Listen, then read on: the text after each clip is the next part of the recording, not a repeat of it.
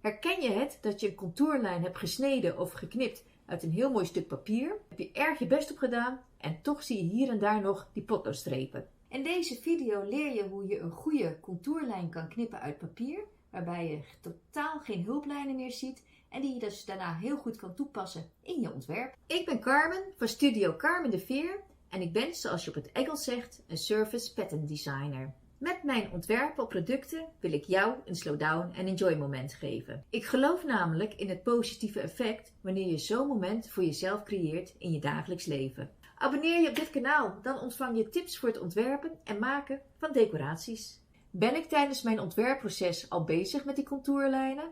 Helemaal niet. Ik ga eerst bepalen welke vormen ik wil hebben, die ga ik schetsen en dat ga ik eerst verder onderzoeken. Wanneer ik mijn ontwerp verder ga uitwerken, naar een collage bijvoorbeeld, gebruik ik wel vaak contourlijnen.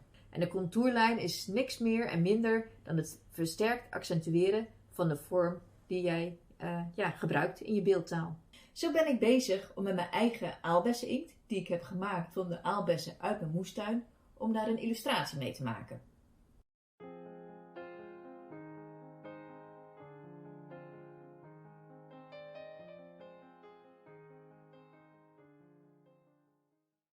Dit is natuurlijk de manier waarvan je denkt dat dit de handigste manier is, omdat je ook direct de vorm al op de juiste manier ziet, zoals je het straks in je ontwerp ook gaat zien. Doe je deze manier en ga je daarna de vorm uitknippen of uitsnijden, en ik vind momenteel uitsnijden erg plezierig, dan vind ik het zelf erg moeilijk om het zo uit te snijden dat je geen potloodlijnen ziet. En dan zeg je van, daar pak ik hem ietsjes daarbinnen met het snijwerk. Dan krijg je straks weer, als je hem op je ondervorm legt, dat eigenlijk je contourlijn iets te klein is. En dat wil je ook niet. Daarom heb ik een manier bedacht waarop je er geen last van gaat krijgen.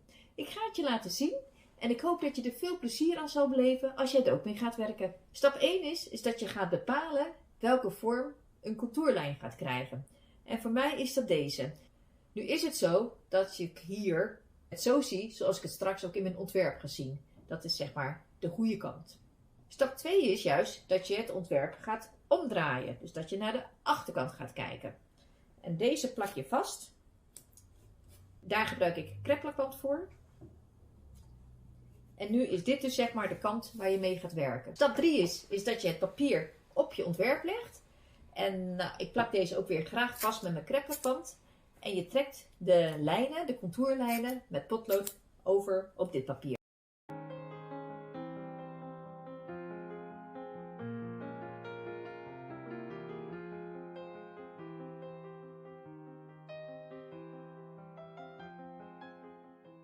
Dit is nu het contourlijn zoals ik hem wil hebben. Stap 4 is nu dat je het papier om gaat draaien, waar je net je contourlijn op hebt getekend. Nu haal ik natuurlijk mijn basisontwerp weg. De lichtbak heb ik nog wel nodig, omdat ik het vel papier omdraai. En het is nog wel belangrijk dat ik weet waar mijn potloodlijnen lopen. En nu kan ik precies zien waar ik met mijn aalbesseninkt wil gaan kleuren. En om de laatste stap te kunnen doen, heeft de inkt helemaal droog te zijn. Ik heb hem even wat versneld gedroogd met de föhn. Je kan ook gewoon het de tijd geven. En dan zijn we nu toe aan de laatste stap. Stap 5. Ja, en stap 5 is natuurlijk het uitsnijden van je contourlijn. En dat doe je niet aan de bovenkant. Nee, je hebt je snijlijnen of je kniplijnen aan de onderkant zitten. Dus hier ga je aan de slag.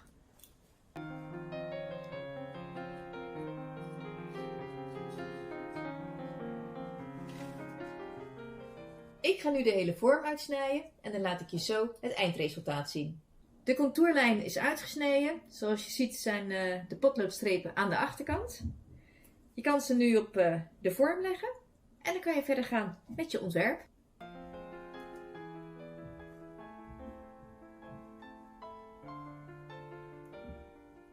Laat mij weten of deze tip jou helpt. Je kan een reactie geven in de comments.